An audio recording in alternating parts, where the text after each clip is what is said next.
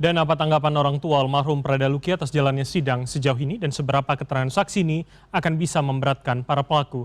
Dan untuk membahasnya sudah bersama kami dari luar studio. Pertama adalah ibu kandung dari Prada Luki, Sepriana Paulina Mirpe. Selamat malam Ibu Paulina.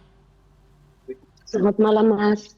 Baik, terima kasih Bu sudah berkenan bergabung. Dan kemudian ada juga ahli hukum pidana Universitas Jenderal Sudirman, Profesor Hipnu Nugroho. Prof. Hipnu, selamat malam.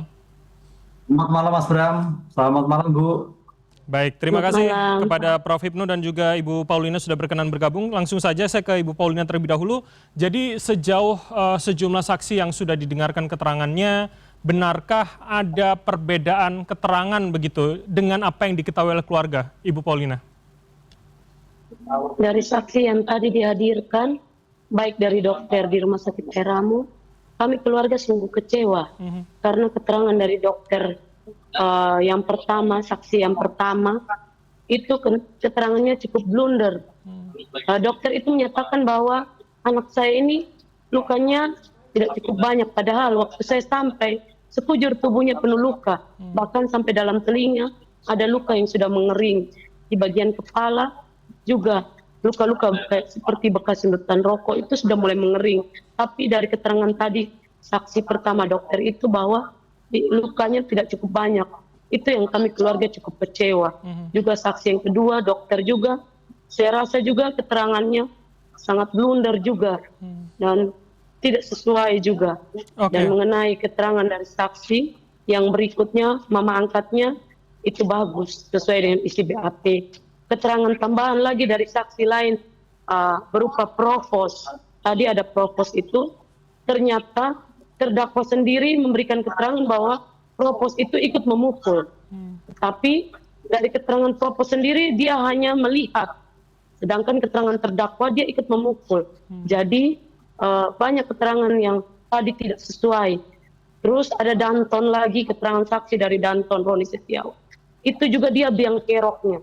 Dia awal mula permasalahan terjadi.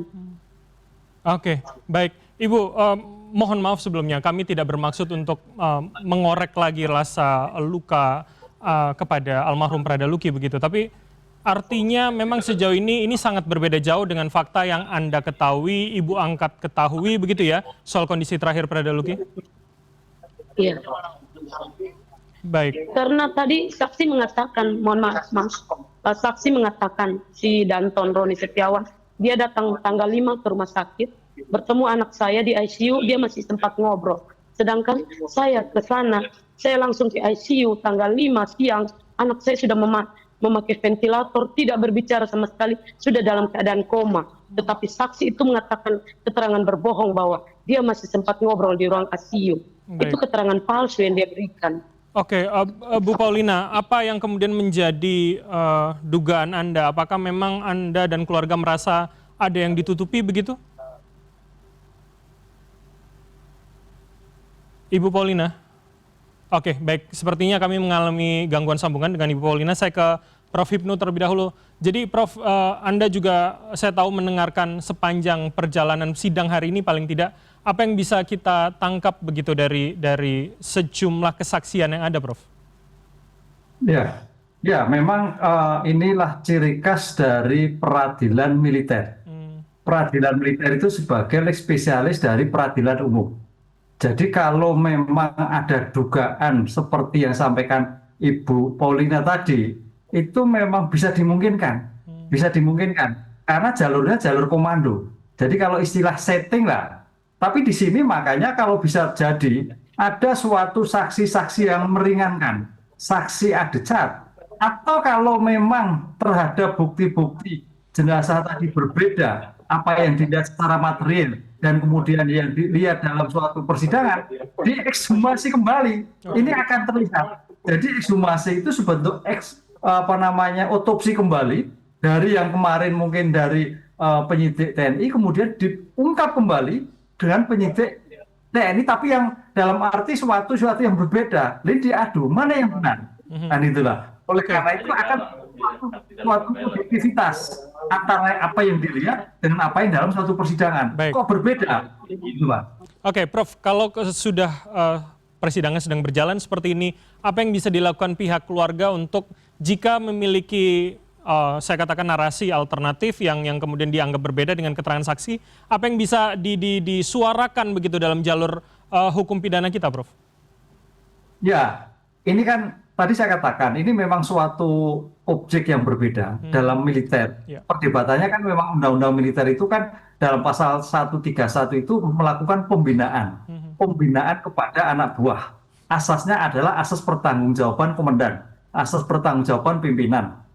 Bahwa pimpinan itu, komandan itu sebagai bapak, sebagai teman, sebagai pamong, sebagai atasan, atau sebagai kolega. Ya. Nah, ini harus dilakukan. Oleh karena itu dalam hal seperti ini, batasan sebagai bentuk pembinaan. Karena dalam undang-undang peradilan militer itu nggak ada kesengajaan, tapi pembinaan.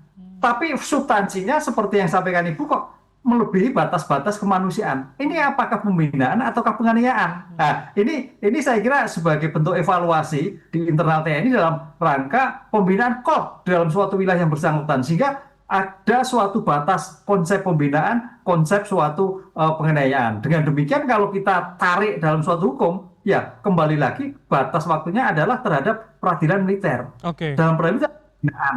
Tapi dalam hal peradilan umum, pertanggungjawaban pribadi, muncul penganiayaan, pembunuhan berencana dan sebagainya.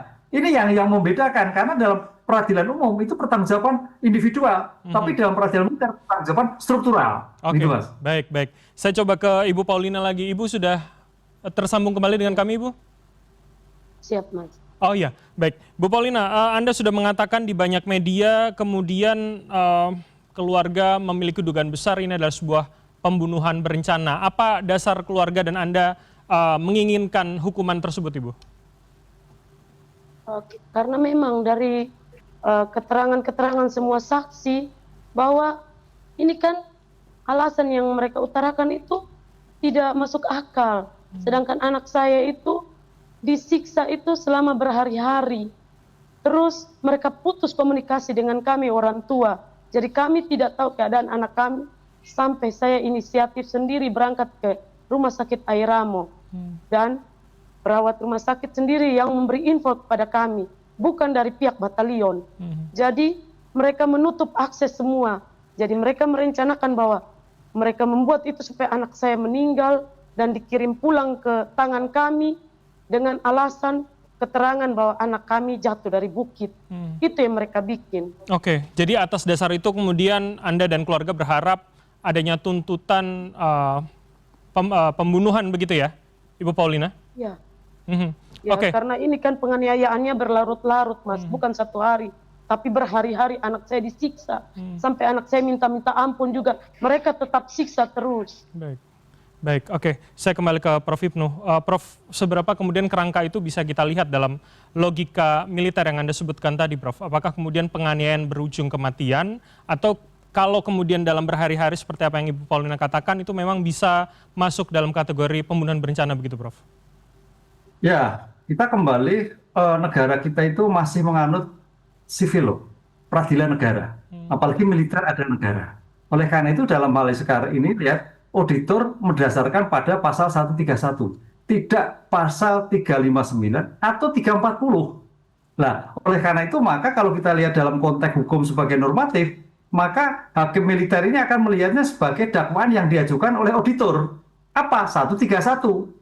131 itu adalah tindakan pembinaan yang terkait dengan terhadap tidak menjadikan luka 4 tahun, yang menjadikan luka itu menjadi 6 tahun, yang menjadikan meninggal itu 9 tahun. Ini yang perspektif yang berbeda di dalam peradilan umum dan peradilan militer. Ini yang agak menjadikan tidak ketemu konsep itu. Oleh karena itu dalam konsep ini saya kira nanti tergantung hakim militer nanti akan melihat seperti apa. Tapi kalau saya melihatnya kok masih terlihat pada surat dakwaan 131. Karena konsep dilakukan pembinaan. Nah, pembinaan itu tidak mungkin. Pembinaan itu dalam rangka sebagai pamong, sebagai bapak, sebagai orang tua, sebagai kolega. Kan ini yang harus kita lihat. Tidak sampai meninggal. Oleh karena itu sampai meninggal itulah. Nah, dengan demikian itu maka kita melihat kayaknya tetap pada pasal 131 KUHP militer. Cuman nanti pidana tambahan ini pasti mungkin dipecat.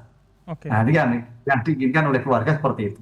Karena pemecatan itu sebagai bagian suatu hukuman yang luar biasa. Karena konsep ini dalam militer, apalagi kalau sampai suatu layak tidak layak, itu sampai ke sana.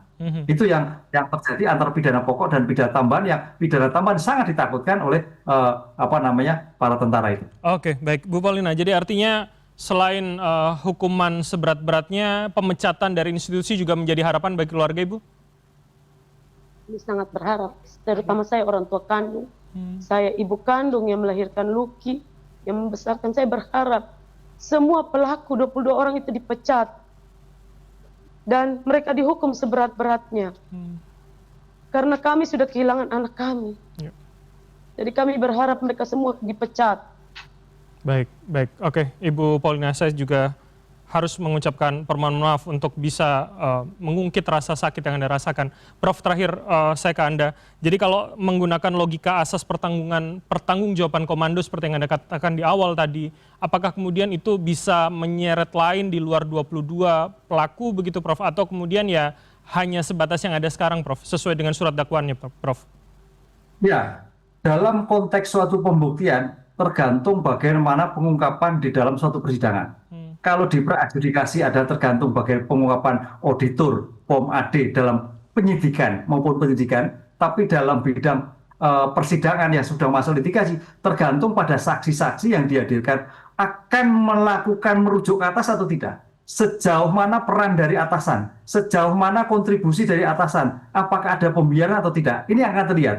Kalau itu memang sampai terjadi, ada suatu pembiaran, ya saya kira nanti akan bisa berkembang. Tapi kalau sebaliknya tidak ada yang terjadi, dikut kaitannya dengan katakanlah pada level middle, ya yang di bawah. Karena dalam suatu seseorang terlibat dan tidak terlibat tergantung pertanggungjawaban. Nah, yang jadi problem sekarang, pertanyaannya sejauh mana pertanggungjawaban komando itu pada tingkatan apa? Itu yang saya kira nanti hakim akan melihat seperti itu. Oke, dan kita tunggu bagaimana dalam sidang semua itu bisa terbuka dan apa hasil putusan hakim begitu ya. Kita akan tunggu bersama. Terima kasih waktu dan juga informasi dari kedua narasumber. Ada Ibu Paulina, ibu kandung dari Prada Lucky, dan juga Profesor Hipnu Nugroho, ahli hukum pidana Universitas Jenderal Sudirman. Selamat malam. Terima kasih Bapak Ibu sekalian.